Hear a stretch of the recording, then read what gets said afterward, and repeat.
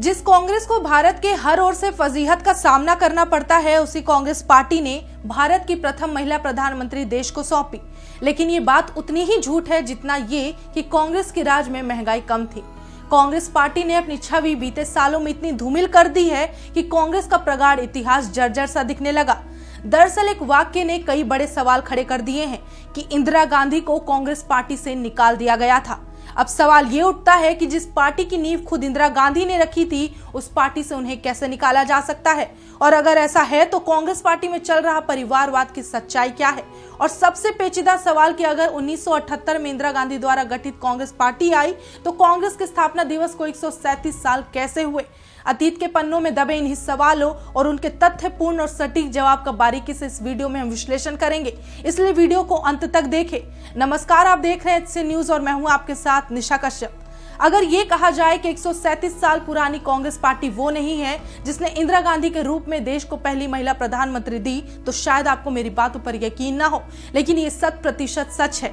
हाँ, इस बात में भी सच्चाई है कि इंदिरा गांधी भी जिस पार्टी की नेतृत्वकर्ता और नींव धारक थी वो भी कांग्रेस ही थी, लेकिन असली नहीं।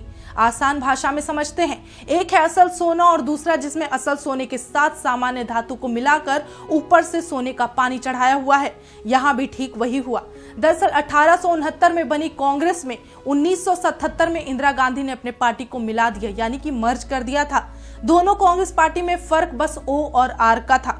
एक थी कांग्रेस ओ जो कि 1869 में बनी थी और दूसरा था कांग्रेस आर जो असल कांग्रेस पार्टी को तोड़कर मर्ज हो गई थी। और इतने मिक्स और मर्ज के बाद 1969 में वो कांग्रेस पार्टी ने जन्म लिया और हरकत में आई जो आज हमारे सामने एक नमूने के तौर पर है। और इन दोनों के नाम में ही फर्क नहीं था, बल्कि दोनों कांग्रेस के चुनाव चिन्ह भी अलग अलग थे। यहाँ तक कि कांग्रेस ऐसी पार्टी रही जो सबसे ज्यादा करीब 63 बार टूट चुकी है। अब तो हालात ऐसे हैं कि ये कयास लगाए जा रहे हैं कि 1969 के इतिहास उस दिन को फिर से दोहराया जा सकता है। आज जो कांग्रेस इतनी ढीली और फटीहाली सी हो गई है, वो कभी केंद्र में विपक्ष के लिए प्रबल दावेदार हुआ करती थी, लेकिन समय के साथ इस पार्टी ने परिवारवाद का सबूत देकर अपनी योग्यता समाप्त कर ली है। आइए इस पूरे वाक्य को विस्तार से जानते हैं। शुरुआत करते हैं 60-70 के दशक से। वर्ष 1966 में कांग्रेस सिंडिकेट ने इंदिरा गांधी को प्रधानमंत्री बनाया था। तब वो उतनी अनुभवी नहीं थी, वो संगठन में भी बहुत मजबूत नहीं थी। जवाहरलाल नेहरू की बेटी होना और जनता का भावनात्मक लगाव उनके पक्ष में गया। हालांकि बहुत कम समय में वो राजनीति की माहिर खिलाड़ी बन चुकी थी। वहीं 1967 में पार्टी के अध्यक्ष बदले गए, कामराज गए, निजलिंगपा आए। ये सिंडिकेट के संस्थापक सदस्यों में से थे। इनके रहते ही इंदिरा गांधी अपने लोगों को नए कार्य समिति में शामिल नहीं करा पाई। पीएम रहने के बावजूद संगठन में उनकी स्थिति बहुत मजबूत नहीं हो पाई। संगठन में उनकी स्थिति लगातार कमजोर बनी हुई रही थी। 1968-69 के दौरान सिंडिकेट के कई सदस्य इंदिरा गांधी को पीएम पद से हटाने की फिराक में थे। इसका जिक्र निजलिंगपा ने अपनी डायरी में की थी। उन्होंने 12 मार्च 1969 को लिखा था, मुझे नहीं लगता कि इंदिरा पीएम बने रहने के लायक है। अपने विरोध को लेकर इंदिरा भी सतर्क हो गई थी। पीएम पद की ताकत से वाकिफ हो चुकी इंदिरा पूरी कोशिश में थी कि न सरकार जाए और न ही पार्टी टूटे। इसी बीच मई 1969 में तत्कालीन राष्ट्रपति जाकिर हुसैन का निधन हो गया था। अब सिंडिकेट चाहता था कि इस कुर्सी पर उनका आदमी बैठे। इंदिरा ने विरोध किया, फिर भी सिंडिकेट के मुख्य सदस्य में शामिल नीलम संजीव रेड्डी का राष्ट्रपति के रूप में मनोनयन हो गया।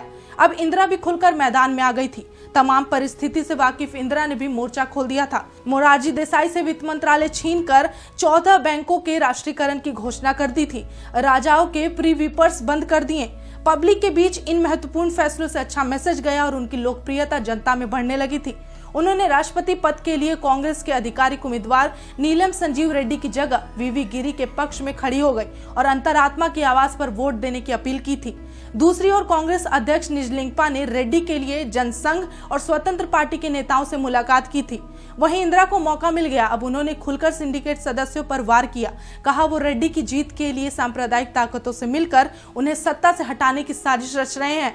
उन्होंने संसद में कांग्रेस सदस्यों से अंतरात्मा की आवाज पर वोट करने को कहा और कम वोटों से ही सही, लेकिन वीवी गिरी 20 अगस्त को राष्ट्रपति चुन लिए गए थे। कांग्रेस सिंडिकेट की तगड़ी हार के बाद पार्टी में टूट खुले तौर पर सामने आ गई थी।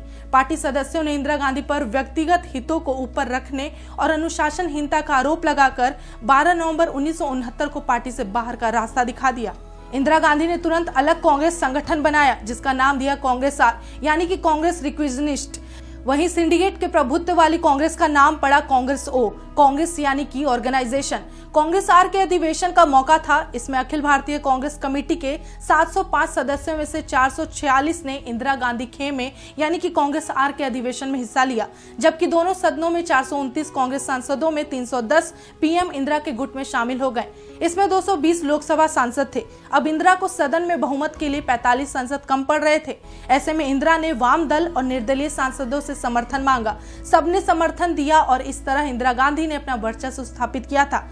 इस पूरी कहानी का लाओ-लबाब ऐसे समझिए कि 1969 में इंदिरा गांधी ने अपने गुट के नेताओं संग नई पार्टी बनाकर तत्कालीन कांग्रेस को जबरदस्त चुनौती दी थी। बाद में आम चुनाव में इंदिरा गांधी ने अपनी पार्टी को जीत दिलाई और सरकार बनाई। अनुशासनहीनता के आरोप में उन्हें पार्टी से निकालने वाले सिंडिकेट को ही उन्होंने ठिकाने लगा दिया और अपनी पार्टी कांग्रेस को असली कांग्रेस साबित कर दिया। आपको हमारी ये पूरी रिपोर्ट कैसी लगी अपनी राय में कमेंट करके जरूर बताएं और देखते रहें एचसी न्यूज़। धन्यवाद।